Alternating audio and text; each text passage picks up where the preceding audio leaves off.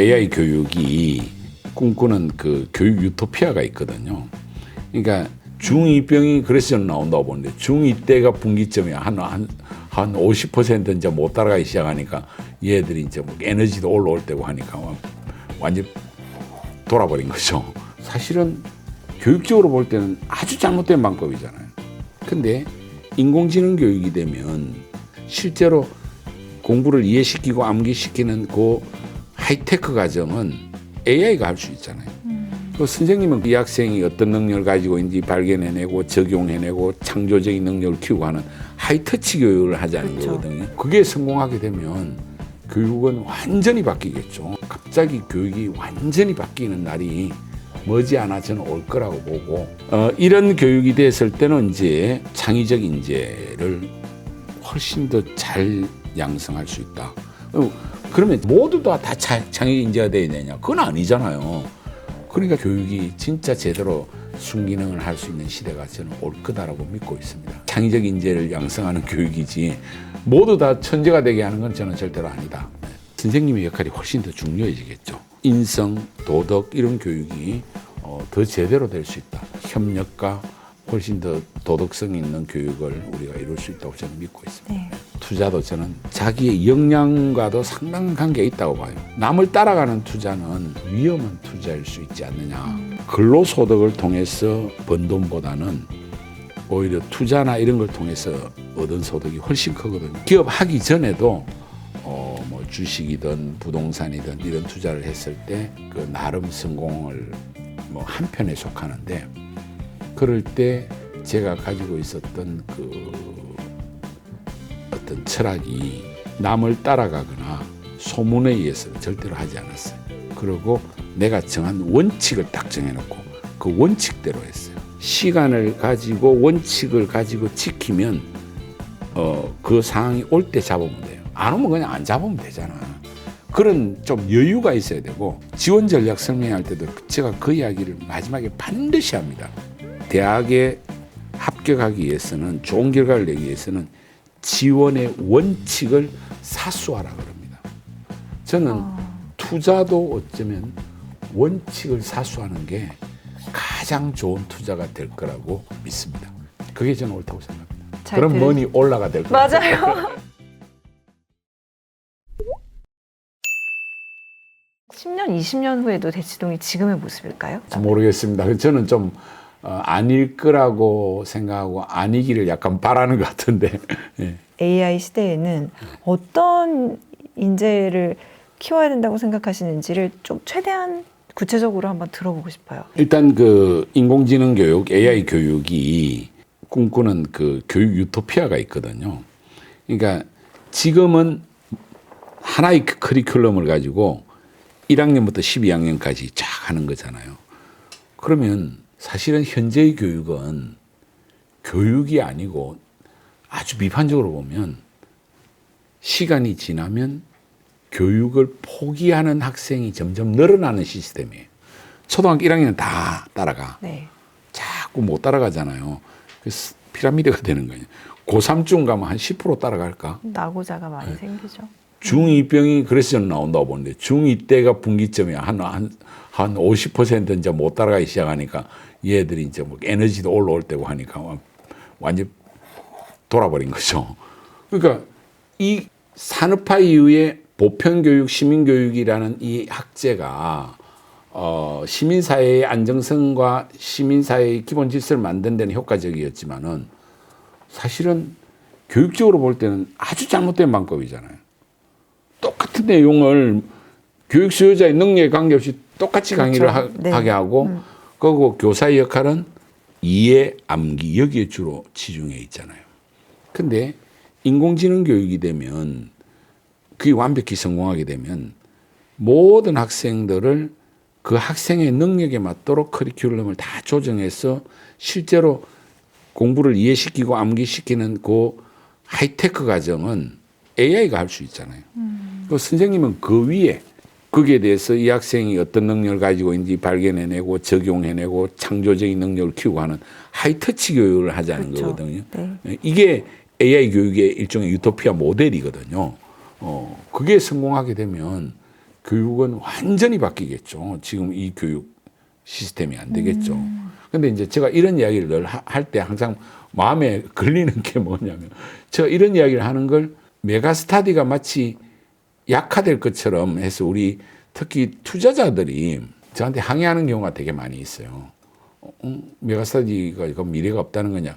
메가스터디가 거기에 적응해서 여러 가지 대안을 찾고, 그래서 뭐 에듀테크든지 또는 K-에듀로 어떻게 갈 거냐 그런 고민을 한다 하는데도 당장 그럼 인강이 안 팔린다는 말이냐 이런 이야기가 나오는데, 갑자기 교육이 완전히 바뀌는 날이 머지않아 저는 올 거라고 보고 대비도 하고 계시고요. 그래서 그런 걱정을 좀 덜 해주셨으면 하는 제가 부탁을 먼저 오늘 드리고 싶고 근데 이런 교육이 됐을 때는 이제 창의적 인재를 훨씬 더 잘 양성할 수 있다. 그러면 창의적 인재라 할 때 모두 다 창의적 인재가 돼야 되냐? 그건 아니잖아요. 그러니까 창의적 인재에 해당되는 아주 소수의 천재들은 거기에 맞는 수월성 교육이라든지 이런 것들을 AI를 통해서 더 빨리 차고 나갈 수 있고, 다수의 일반적인 학생들은 그 학생의 능력을 정확하게 찾아내서 그 학생에 맞는 어떤 진로와 방향을 제시해 주니까 교육이 진짜 제대로 순기능을 할 수 있는 시대가 저는 올 거다라고 믿고 있습니다. 창의적 인재를 양성하는 교육이지 모두 다 천재가 되게 하는 건 저는 절대로 아니다. 네. 그렇게 되면 자연스럽게 이 학교 폭력이나 이런 것들도 줄어들 수 있고 서로 이제 그러니까 위에 선생님의 역할이 훨씬 더 중요해지겠죠. 그러니까 AI 교육이 되면 선생님이 필요 없다가 아니라 선생님이 저는 훨씬 더 중요한 역할을 하고 그걸 잘 조정하면서 조절하면서 학생들 간의 협력이라든지 인성, 도덕 이런 교육이 더 제대로 될 수 있다. 지금의 경쟁 중심의 교육에서는 인성, 도덕 교육이 치열한 경쟁 속에서는 한계를 점점 드러내는 모습이 더 나타나지 않느냐. 그래서 그 교육이 됐을 때는 협력과 훨씬 더 도덕성 있는 교육을 우리가 이룰 수 있다고 저는 믿고 있습니다. 네. 회장님은 어쨌든 교육자이시고 교육을 하는 사람은 미래 가능성을 보고 투자하는 사람. 지금 회장님께서 가장 투자하시고 싶으신 분야나 그런 뭐 사업도 좋고요. 시간 투자도 좋고요. 이 또 머니올라의 어떤 보니까 정체성과 연결해 보니까 마치 무슨 주식을 하나 이렇게 찍어야 될 것 같은 메가스터디. 근데 교육 메가 MBA. 근데 이제 저도 저 한계를 아까에도 이야기했는데, 그러니까 이 디지털 대전환의 시대에 결국은 AI라든지 로봇이라든지 이런 쪽의 어떤 쪽의 영역이 커질 거다. 그게 이제 제일 좋은 저는 투자라고 생각을 하는데요. 제 개인이나 우리 기업을 놓고 봤을 때 내가 그 역량이 안 되면서 그걸 무작정 우리 기업이 그쪽으로 강하게 드라이브를 건다든지 해가지고 자원을 다 허탕 쳐버리면 회사가 망할 거잖아요.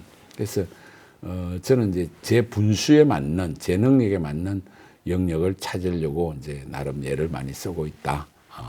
그래서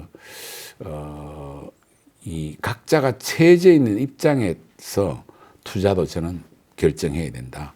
자기의 역량과도 상당한 관계가 있다고 봐요. 전문적 지식과도. 남을 따라가는 투자는 그거는 위험한 투자일 수 있지 않느냐. 돈을 버는 능력에서 봤을 때 제가 평생 나름대로 투자를 해서 크게 실패해 본 적은 없고요. 내가 근로소득을 통해서 번 돈보다는 오히려 투자나 이런 걸 통해서 얻은 소득이 훨씬 크거든요. 뭐 일단 기업은 하나의 투자였으니까 그게 훨씬 크지만은 그 기업 하기 전에도 뭐 주식이든 부동산이든 이런 투자를 했을 때 그 나름 성공을 뭐 한편에 속하는데, 그럴 때 제가 가지고 있었던 그 어떤 철학이 남을 따라가거나 소문에 의해서는 절대로 하지 않았어요. 그리고 내가 정한 원칙을 딱 정해놓고 그 원칙대로 했어요. 예를 들어서 건물을 산다든지 이런 걸 할 때 제가 정해놓은 이익률과 가격대 딱 정해놓고 그때까지 그냥 기다리는 거야. 그 지금 저희 메가스터디 교육의 그 4억 부분 살 때도 기다렸는데 엄청난 어떤 행운이 온 거예요. 일단 리만 사태, 그건 행운이 하기엔 좋은 건데 그런 거와 함께 상당히 부동산이 약화되는 시점에 또 그게 대학 건물이었는데 마지막 이야기만 하나만 더 드릴게요. 그러면 감사합니다. 그 오후 4시쯤인가 그 당시 사무국장이 갑자기 전화가 왔더라고요. 회장님, 지금 이 건물 드디어 이제 계약서 씁니다. 그런데 너무 제가 마음이 괴롭습니다. 그러더라고요. 왜 그런가? 강남에 빌딩 많이 가지고 있는 회사가 많이 가지고 있거든요. 거기한테 파는데 440억에 파는데 그것도 현금 일부 받고 대물로 빌딩을 받는데요.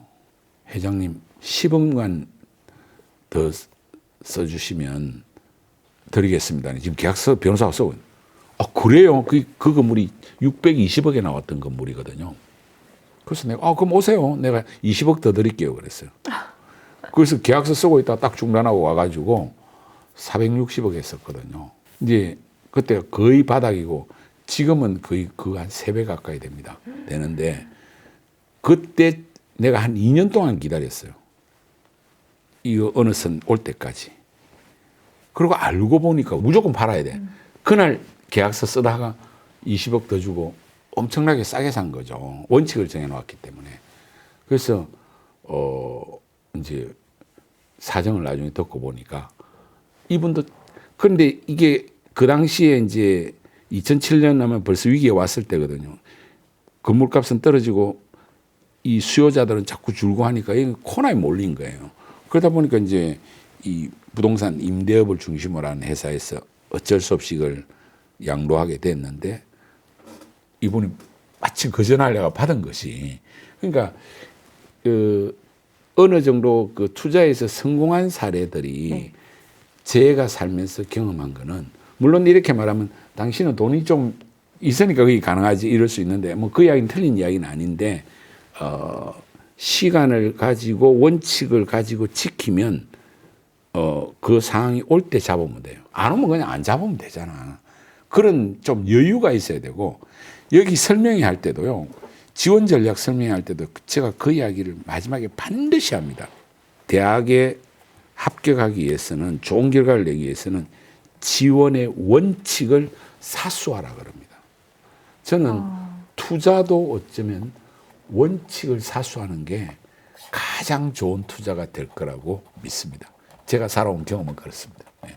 그 원칙은 내가 스스로 내공을 키워서 내공을 키워서 자기 나름의 어떤 투자의 기준, 거기에 또 자기의 가치, 철학도 들어가고 자기가 원하는 수익률 이거 다 넣어서 딱 정해놓으면 그게 저는 옳다고 생각합니다. 그럼 머니 올라가 될 것 같아요. 맞아요. 잘 들으셨죠?